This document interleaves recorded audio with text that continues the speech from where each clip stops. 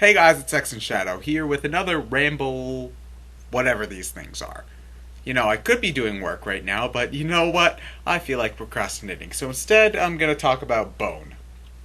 Now, there's a good chance that you don't know what Bone is, and to be honest, I really can't blame you for that. The thing about it is it's a comic book. Everybody loves comic books, right? The thing about me and comics is that I haven't really read a whole lot of comics until recently, actually. I've always loved comic book characters. I've always loved Spider Man. I've always loved the X Men.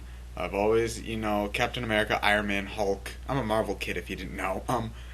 I've always loved comic book characters and, the stories because, well, I've been exposed to them through other mediums. Like, I'd watch comic book TV shows. I'd watch the Spider-Man TV show when it was on. That was a little bit, I was a little bit young for that, but I'd watch Teen Titans a lot. You know, and the movies. I love movies. I love the Spider-Man 1, 2, and 3. Yes, I do think 3 is a good movie. I like X-Men 1, 2, and First Class. The Dark Knight's pretty good. Not my favorite. I find it sort of overrated, but it's good. I could keep on going on and on, but I won't. The point is that, yes, I do like comic book characters, but the thing about it is that I never really had a chance to read comics themselves. There really wasn't a convenient comic book shop for me growing up as a kid.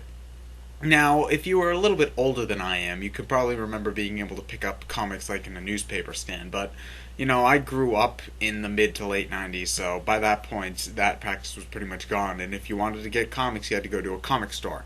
And there really wasn't any. The closest thing to a comic store we had was a Newberry Comics at the mall, which was about 2 to 3 miles away. And 10-year-old me is not going to walk 2 to 3 miles to the mall in order to get comics. That's not going to happen, and I wouldn't feel like doing that to begin with. And it's not like my mom's going to drive me to the mall every week in order for me to get Aquaman number 632.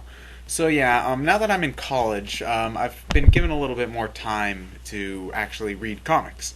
So I went to Newberry Comics. I was in the mall, just picking up some things, and I had some time. I had some time before the bus needed to come back, so I went to Newberry Comics and I found Bone. Now I actually do remember Bone a bit. The thing is that I had a subscription to Nintendo Power back in the day, and for a while they used to have advertisements for the comic, all over the place. Actually, I think they had advertisements on those little chocolate milk cartons that they gave you in school too. Maybe, I can't really remember. But the point is that I do remember the advertisements a lot, and it always looked like something that seemed really cool. But again, I never really had a place to get comic books, so it was sort of something that sort of passed me by. So while I was in that Newberry Comics that day, and I saw that Bone, it had the entire thing, the entire series, which is like, what, 1,377 pages or something like that? It's a gigantic volume. All in one book for $40. I did the math. I figured this is a good purchase. I've always wanted to try this. I'm going to go for it. It was an impulse buy, and I don't regret it.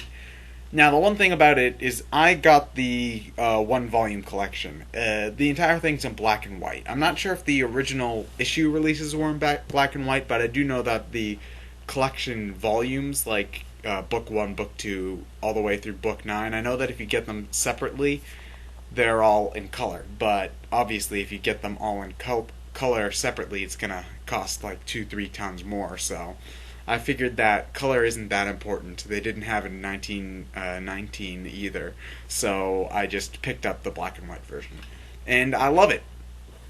Now, of course, since I'm not a comics person, I haven't read comics my whole life. I know nothing about the medium. I can't really say if this is a good comic or not from comic book standards. But I can say that this was an enjoyable book for me to read a lot. I really, really liked it. So I'm going to try to explain why and give a little bit of a plot summary without spoiling too much. So anyway, the comic starts off and we have our three main characters. Phone Bone, Phony Bone, and Smiley Bone. And they're these little cartoon character-esque things. They don't really have they're not like any sort of creature. They're just sort of cartoons. And they are run out of their hometown of Boneville because, Phony Bone, who is Phony Bone just has these schemes which get him into trouble and they get run out of town. And then while they're in the desert just trying to figure out what to do next, a swarm of locusts comes in, and the three get split up and end up in this valley, which is full of all sorts of weird stuff. And essentially, it starts off with just Phone Bone, who we see first, just trying to find a way out. And then, but as he's trying to do that, he meets up with a bug named Ted. Yes, I am a bug, apparently. He meets up with a bug named Ted, a gigantic red dragon, a girl named Thorn, her grandma Ben, and so eventually Phone Bone and his two cousins meet up together. They're with Thorn and her grandma, and they start having these adventures because they don't really have, for a bunch of different reasons, they're not really able to leave the valley just then. But anyway, things continue to escalate and the plot continues from there. And it's really, really interesting, and the plot really engages you, in a way. It's also incredible how big in scale this plot is. It begins as something relatively simple, but as it goes on, relatively quickly, you can see the immense scale building up. Like, you can tell that there's something big in store here.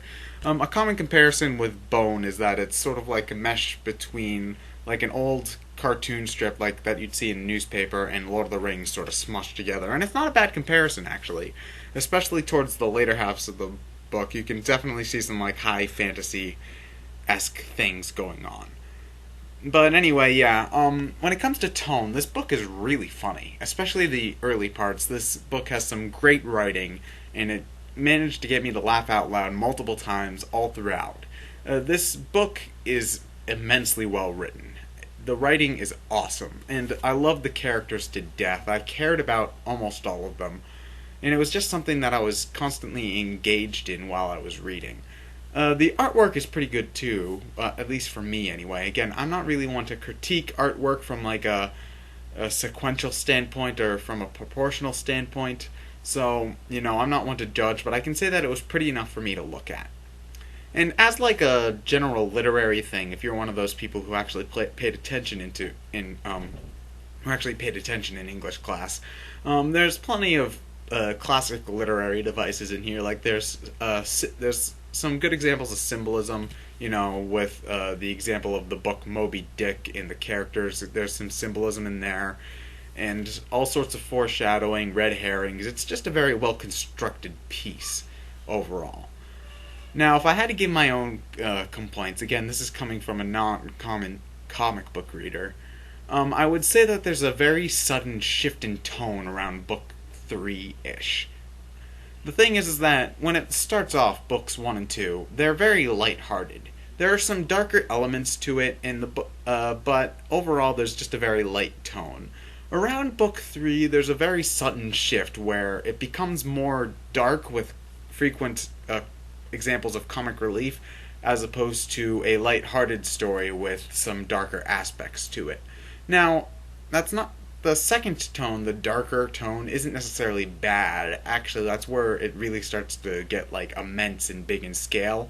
But the thing about it is that the change in tone is just so sudden that it's sort of a shock moment almost, and it sort of throws you off track.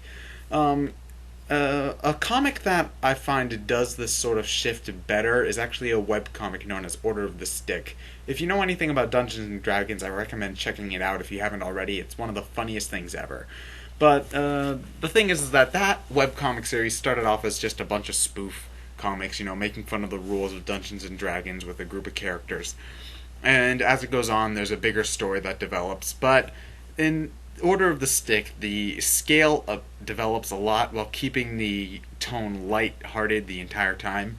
Bone, while still being funny in its later volumes, definitely is a more serious, epic story first, with comic relief second. And that shift is just very sudden, and it's my really only complaint with the piece, because I've seen things do it better.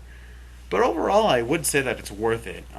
If you're sort of worried about dropping $40 into one volume, I can understand that. It's a big investment for one story. So, if you're interested in it, I would recommend, if you can find it in your Newberry Comics, or wherever you go to shop for comics, flipping through like the first chapter in the aisle or something, and if it looks like something interesting to you, then I'd suggest picking it up. But from a non-comic reader like myself, it gets a pretty high recommendation.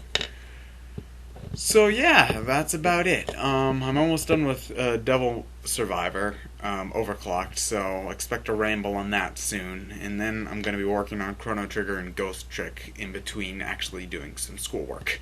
So yeah, that's about it for me. I'll see you guys soon. I'm X and Shadow. I'll see you guys later.